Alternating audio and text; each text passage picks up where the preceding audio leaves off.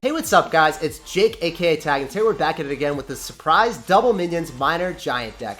This deck is not very commonly played at all, but Final Form uses it at the top of ladder and he asserts dominance with it. He is the only player that plays this deck, and I figured let's try it out and let's see how it works for us. So let's go jump straight into some games and hopefully we can assert some dominance. Alright, we're gonna go sauce out a giant, same lane as the Ice Golem. We're gonna see what this dude has in store for us. And he's going to end up having Inferno Tower and Ice Golem. So this is making me think there's going to be a Balloon deck. If it's Balloon, we're going to shatter his dreams. He's going to be super sad as soon as he plays against us. So we're going to go in for minions so then we can go tank for the Inferno Tower. And then we're going to end up going for a minor. We're going to see if he has any crowd control to eliminate our minions. But it doesn't look like he has any way of stopping them, stunning them. The minions do get in front and we get a lot of value from them. I definitely want to end up going for a Snowball here just to make sure that he isn't able to get a couple hits off on our Musketeer, making it as healthy as possible and manning more of a presence on the right-hand side. The left-hand side, rather. Alright, so he's going to end up going for another Ice Golem here. We know he's going to end up having a Ice Golem out of cycle, so hopefully we can get like a Snowball or something on top of these Goblins, so then I can go for Minion Horde in the middle. That's great. That's exactly what we wanted. So now I can go in for Giant. He's going to go for the Inferno Tower. I go Minion Horde here. He doesn't have Ice Golem to tank, and this should be able to shred the Inferno Tower. Yep.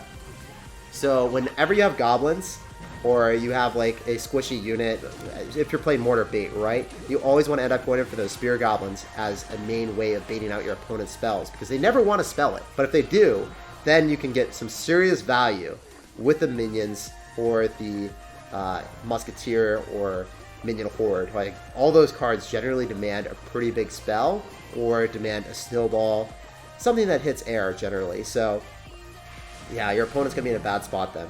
So I can end up going for minions again, and I think that I want to go for giant. So even if he snowballs, I think I just want to go giant here and take that one hit and just get a very nice counter push. If I went in for a snowball, I don't think I would have had the elixir to do this. I think I probably just win the game here. Could end up going for a snowball here on top of bats. Make sure that the Musketeer stays alive. Obviously the giant is going to get shredded, but as long as the Musketeer stays alive, we probably do end up taking tower. So notice how I was like, okay, he's going to get one balloon hit, but I will take the tower. I'm okay with that trade. Let's make it happen.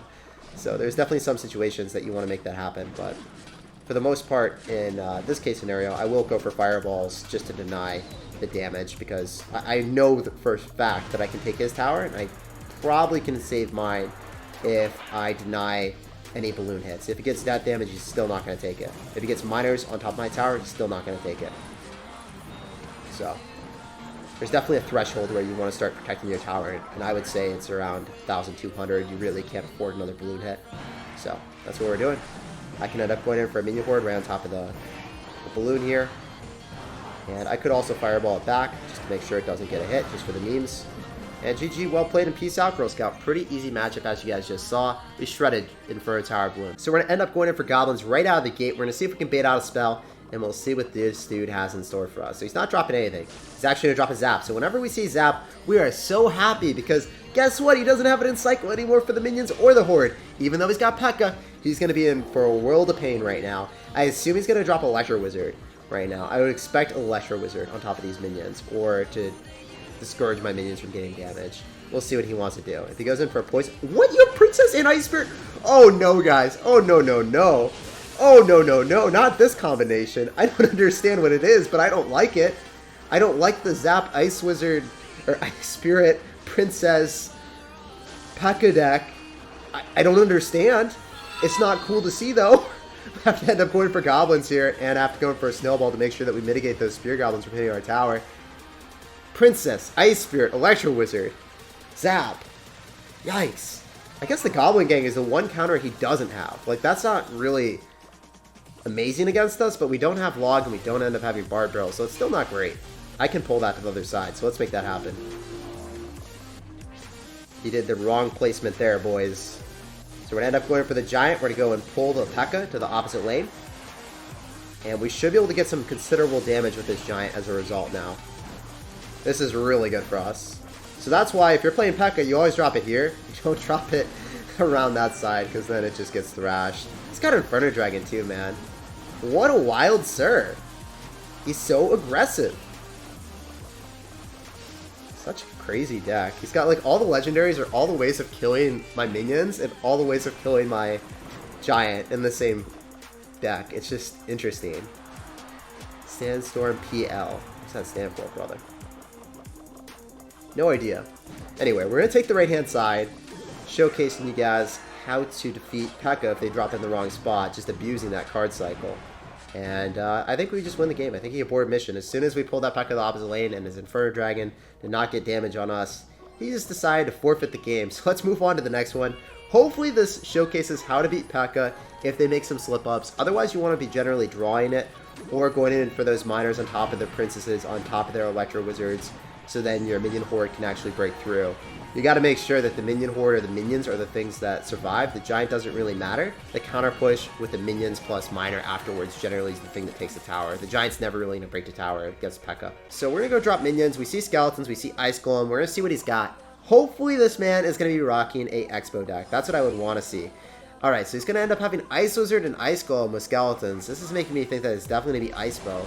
After seeing the rocket, 100% confirmed that it is going to be Iceboat here. So, what I want to do is I want to end up going for the giant. And if he ends up going in for the Expo opposite with just minion horde, and there's no way for him to kill it. So it's going to be fine. His Ice Wizard is opposite, so there's really nothing he can do. Ice Wizard is going to be shut down here. Definitely want to end up going for a miner. Top of that Expo, so then the tower is going to be shooting the miner instead of the minions. So the minions actually demand more of a response. He has to go and drop an Ice Golem, and then we can end up going for minions off to the side here. So the giant's going to be tanking for them, and we'll see if he has to drop anything else. He has to drop an Ice Wizard probably, or he's going to suffer some severe damage. Those minions are just wrecking his tower now. So yeah, we're in a really good spot. Even though he went in for a rocket early on, it was too much of an elixir kit in my opinion. It was a lot of elixir.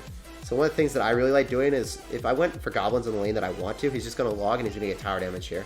So he's going to log here, but he's not going to get tower damage. He's not going to get tower damage on the spot that he wants. I'm going to go start a giant here. Maybe he rockets it. It'd be kind of weird if he did. But I don't really want to go start a musketeer. Saying good luck, interestingly enough.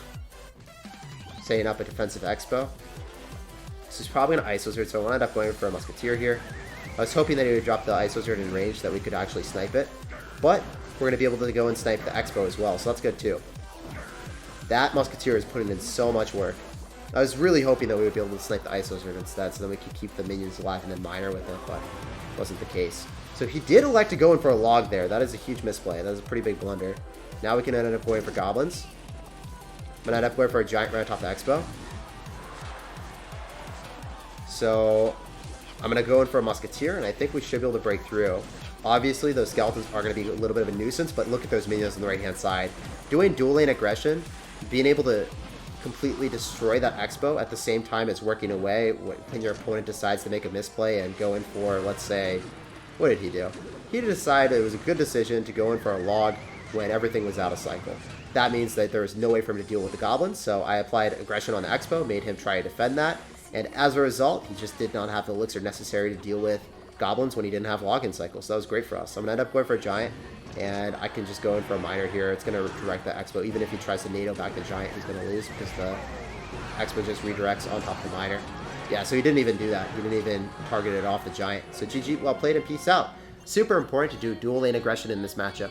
Pleasure playing against you, man. And that was actually a pretty easy sweep against Expo. Usually, Iceboat is going to be a little bit more difficult than a 2.9 variation, because 2.9, they're not going to have amazing answers to your minion horde and your minions. But obviously, when they have NATO and Ice Wizard, it can get a little bit more funky. We're going to see what's up. We're going to end up dropping a snowball here, and we're going to see what this guy's got in store for us. So he's not going to cycle anything at the start of the game. That means he's probably going to be running a golem deck or something along the lines of that. We're going to go for minions. Maybe we can bait out a baby dragon or a spell or something. So we get a zap. We're actually going to go for a giant. We're going to play pretty aggressive right now. We want to bait out another spell. And we see Magic Archer. So we see a lot of air units. Okay, brother.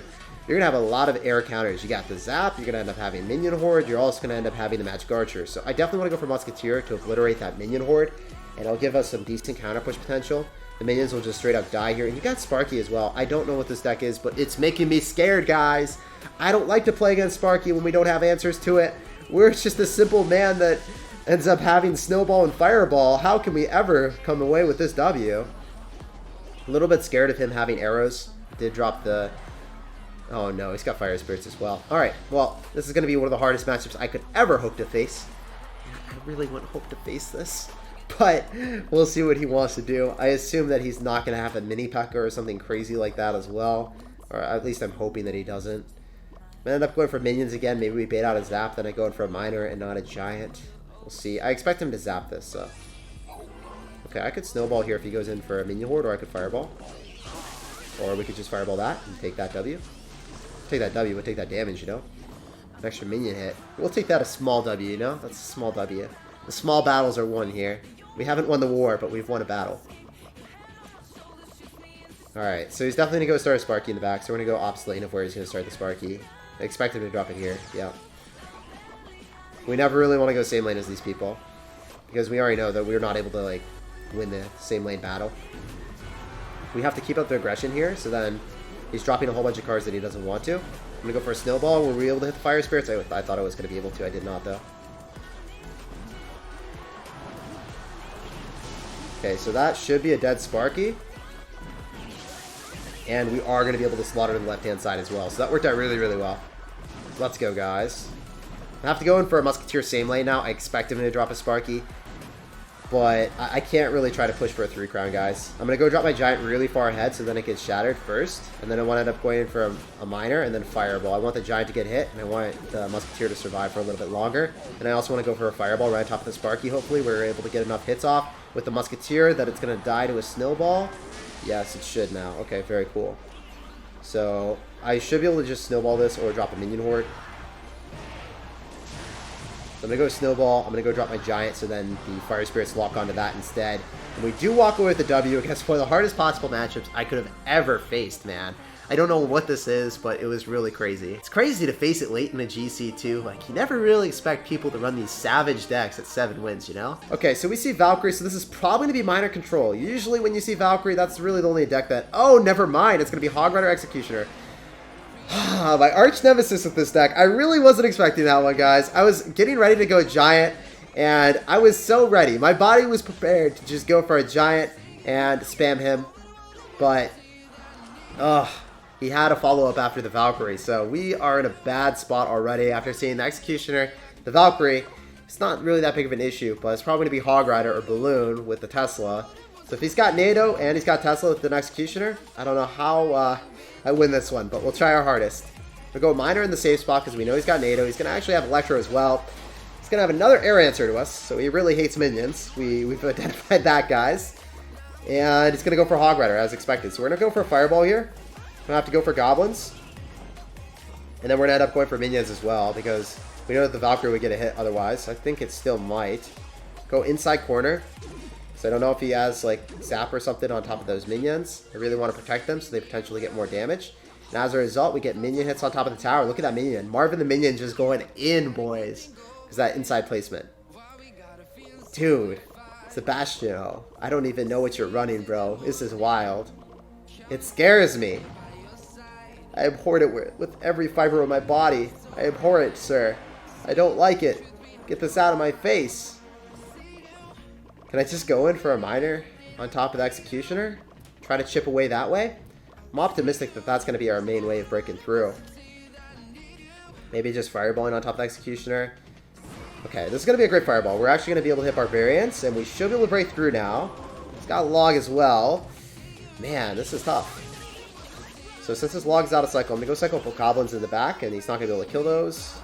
Definitely want to go for a Snowball to propel back that Hog Rider. And then I'm going to get ready to go cycle a Musketeer here. I think I'm going to have to go in for a Giant at the river.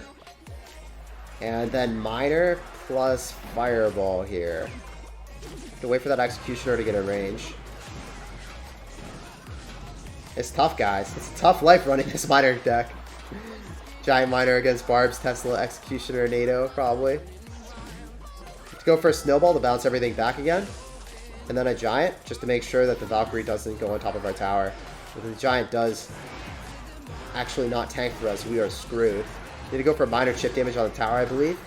And just forfeit the Giant from ever walking through, because the Giant won't be able to. There's no way that thing's ever going to get a hit. Okay, this Executioner needs to die. Go for a Giant Snowball here. Knock back the Hog. Dropping my Musketeer off to the side so the Executioner doesn't hit our tower. And then we're going to end up going for a Giant Miner push. Giant's never going to break through because he's just going to drop Barbs, but we want to have something tanking for those minions. Didn't really work out, but the Miner is getting on top of the tower, so that's what we're working for. That's what we're looking towards. can we end up getting a Musketeer here and then tanking again? Might have to Fireball if he drops Barbarians. We'll see. It's going to be a tough battle at the river. I hope he drops Hog Rider. Okay, cool.